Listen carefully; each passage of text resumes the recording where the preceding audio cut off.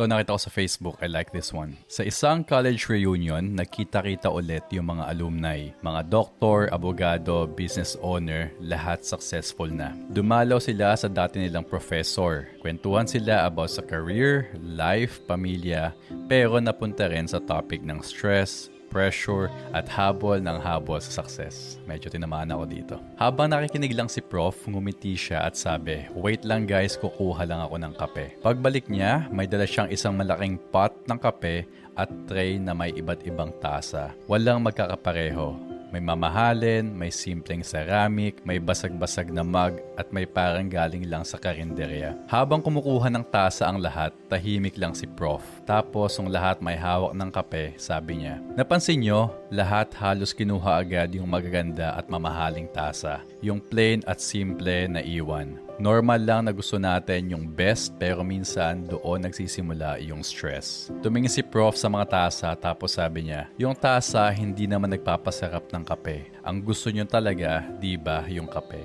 Pero sa tasa pa rin kayo nakafocus. Tumigil siya sandali at sabi niya, ang buhay parang kape.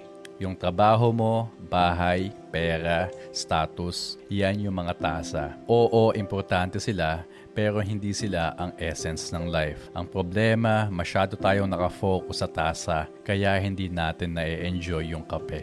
I love that one. Ngumiti si Prof at sabi niya, tandaan nyo, hindi porket kompleto ka sa lahat, masaya ka na. Pero yung marunong magpasalamat at mag-appreciate sa meron sila, sila talaga yung masaya.